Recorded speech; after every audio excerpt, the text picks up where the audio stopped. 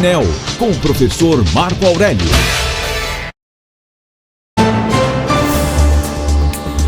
Vamos lá, é hora da coluna Painel com o professor Marco Aurélio Freire. E o primeiro destaque é que Alckmin e Haddad fazem declarações que repercutem no mercado financeiro. Bom dia, professor. Bom dia, Renata. Bom dia, Vitor. Bom dia aos ouvintes aqui do Manhã Cidade. Verdade, Renata. E como sempre, uma declaração vinda ou do vice-presidente ou do ministro da Economia, né, da Fazenda, sempre vai dar o que falar. Mas a gente tem uma sonora para a gente ouvir do próprio Alckmin o que foi que ele falou. Vou pedir aqui para os meninos soltarem o som. Eu mencionei o exemplo americano porque ele tira do cálculo da inflação alimento, porque alimento é muito clima. Se eu tenho uma seca muito forte, uma alteração climática muito grande, vai subir o preço de alimento. E não adianta eu aumentar os juros, que não vai fazer chover. Então eu só vou prejudicar a economia, e no caso do Brasil, pior ainda, porque aumenta a dívida pública, cada 1% da taxa Selic. O impacto é de 48 bilhões na dívida, no pagamento da dívida, e também tiram energia, preço de barril de petróleo. Não adianta aumentar juros que não vai baixar o barril do petróleo. Isso é guerra, é geopolítica. Então eles excluem no cálculo. Eu acho que é uma medida inteligente. Olha, essa declaração deu muito o que falar e ela divide opiniões no mundo da economia também. Há economistas que entendem que essa fala de Alckmin, né, dizendo vamos tirar a inflação dos alimentos e da energia do cálculo.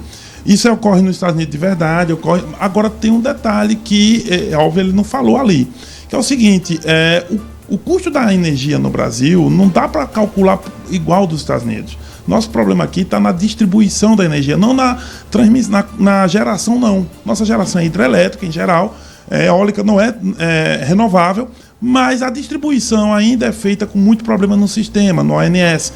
E aí os equipamentos são mais antigos, e isso gera um custo muito mais alto e não tem muito a ver com geopolítica, ou seja, com a situação de fora. No caso dos americanos, é muito petróleo, são outras variáveis, eles pegam a energia do Canadá, então a geopolítica interfere. Aqui não. E aí, tirar da inflação seria, para muitos economistas, uma maquiagem, tá? Porque o grande problema aqui também está nos gastos do governo.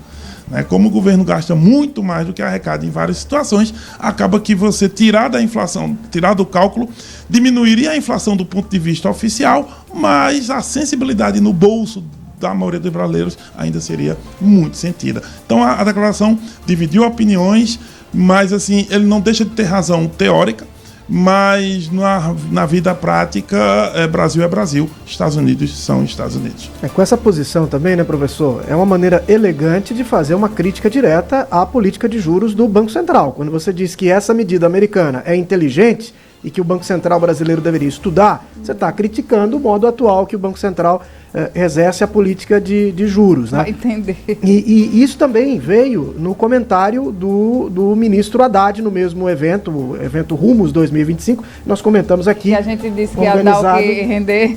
Teve muita declaração lá, como o professor previa. E o ministro Haddad falou sobre a expectativa de inflação. Ele foi perguntado se esperava uma queda na taxa de juros. Ele disse que não podia fazer estimativa, que era uma questão assim delicada para ele fazer algum tipo de projeção, mas falou em expectativa positiva para este ano em relação à inflação. No mesmo dia em que o Banco Central divulga o Boletim Focus com previsão de inflação em 5,65%. Então, quando ele diz que tem uma expectativa positiva, ele está, de alguma maneira, criticando, fazendo um contraponto ao Boletim Focus do Banco Central. E aí é interessante, porque você tem um numa direção, o outro em outra. Tá? E olha que agora o Banco Central está sendo governado na presidência pelo aliado do Lula, o Galípolo. E é assim, é exatamente isso. O Haddad vai para uma linha, mas tentando amenizar, pisando em ovos também nas suas declarações. No entanto, sabe como é mercado financeiro? Qualquer declaração de um agente desse tamanho na economia tem sempre uma repercussão, sempre uma especulação, mas aí a gente está vendo realmente um descasamento. O Banco Central tem uma política e o Ministério da Fazenda outra. E isso está dando aí esses ruídos na comunicação, na economia brasileira. Mas o assunto que promete dominar o noticiário de hoje é o julgamento da denúncia feita contra o ex-presidente Jair Bolsonaro pela Procuradoria-Geral da República, que agora vai ser analisada a partir de hoje pelo Supremo Tribunal Federal, professor. Olha, realmente, chegou um dia muito aguardado na Justiça brasileira por muita gente. E hoje começa aí o julgamento, são 3 sessões, uma daqui a pouco, 9h30 da manhã, outra 2 da tarde e uma amanhã, 9 da manhã também. O Bolsonaro não está sendo julgado pelo plenário, pela primeira turma do STF, que são 5 ministros. Cristiano Zanin, que a preside, também o Luiz Fux, a Carmen Lúcia, Flávio Dino e o Alexandre de Moraes, o relator. Só para a gente ter uma ideia, como é que vai ser o julgamento? Olha, o Cristiano Zanin abre a sessão e passa a palavra para o Paulo Gonet, Procurador-Geral da República. Tem 30 minutos o Paulo para fazer os argumentos contrários. Depois, os advogados de cada um deles vai falar. São 8, incluindo o Bolsonaro, o Alexandre Ramalho, o Mauro Cid, né? Esse pessoal... cada um dos advogados tem lá pelo menos 15 minutos. Depois disso, vai para o Alexandre de Moraes, que é o relator do caso, para fazer as questões preliminares. Depois, cada ministro fala. E aí, mais na frente, provavelmente nas próximas sessões, o Alexandre de Moraes depois fala do seu voto como relator, e aí cada um dos 5 outros 4, né, vão também discutir o seu voto principal, né, porque são 2 votos, o voto das questões preliminares e o voto da questão de mérito. Tudo isso para decidir o quê? Se Bolsonaro e esses outros 7 vão se tornar réus. Eles ainda não são réus, só amanhã a gente vai saber o final dos votos. Um detalhe sobre a contagem, tem 3 resultados possíveis: 5-0, 4-1 ou 3-2. Vamos acompanhar. Professor Marco Aurélio Freire, muito obrigado e até amanhã. Até amanhã. Manhã Cidade. Painel